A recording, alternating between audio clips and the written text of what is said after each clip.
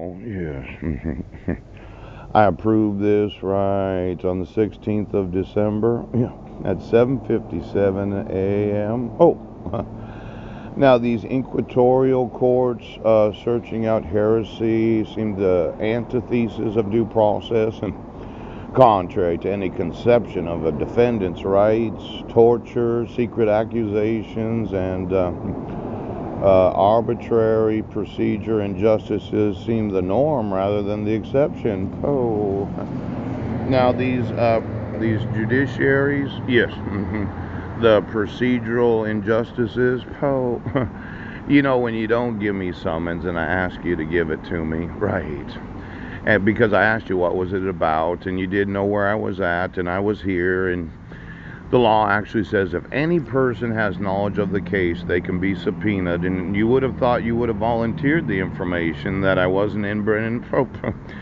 Instead, you decided to deprive me of all defendants' rights. Yes, you made me have mental health evaluations. And now I'm scheduled for a cell hearing where it's torture. It was God that said that man should not be alone, and I wanted to speak to Marilyn Van Proyn about where she wanted to reside, and you wouldn't prosecute Mike for getting the court notices for 5 years. Seems like there's quite a bit of fraud here, and then there's the secret accusations. Ooch. What secrets are there that I don't know about? Is it that, Sheriff, you just can't admit right now?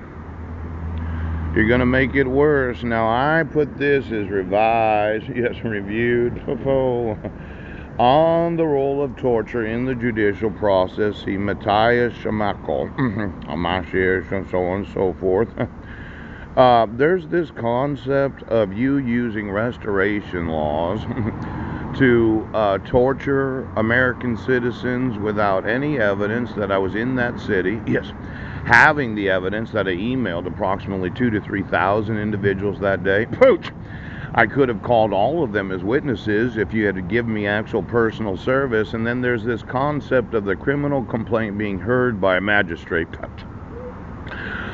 And for the last 16 months, you decided I would go to court. Oh, now I'm wanting to sue you today. The procedural shortcuts to the truth, like torture or means through which the courts fulfilled their obligations. Now, these procedural shortcuts, yes, well, you don't admit the evidence. Right. You deprived me of my sons for 7 years, 5 months. Yes. You refuse to acknowledge my right as an adult citizen to speak to Marilyn Van Proyn about why there's a picture of my sister in a Rotarian newsletter. As if you, law enforcement, were going through procedural shortcuts to deprive Americans of their children because I didn't get notice of court hearings. Now, has been true in the past, remains true today, that procedural rules are broken and rights violated most often when judges have faced crimes that strike society's most sensitive nerves. Now, these nerves of society, yes. Judge Porter! It seems that society's nerves are very sensitive to domestic violence. Right. I noticed that you could do anything you want to the respondent, right, as long as you use domestic violence laws to justify what you were doing, because nobody wants to hear about a spouse getting beaten up, yes, or the abuse of children. But you're abusing society's nerves when you refuse to acknowledge the actual procedural rules that you've broken, yes, and the rights that you violated, when you yourselves are facing crimes. Crimes! Crimes! Crimes!